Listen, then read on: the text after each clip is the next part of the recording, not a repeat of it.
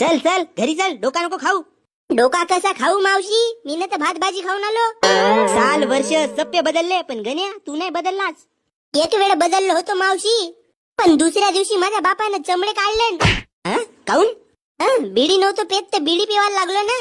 बकऱ्या असा बदलतेत का? वाईट आता चांगला होतेत. हो तर मग मी चांगल्याचा वाईट झालो. तुले जिंकणी म्हणजे मुश्किल आहे रे गण्या.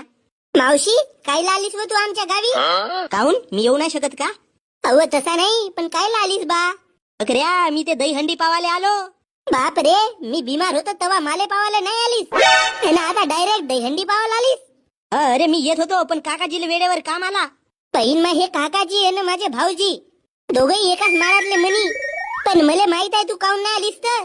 काऊन? तुले वाटला का गण्याला मी पावायला जाईन ते बिस्किटचे पुढे घेऊन जावं लागल. बिस्कुटच्या पुड्याचे पैसे वाचले पाहिजे म्हणून तू आलीस नाही मला पावायला. ए तसं नाही ना.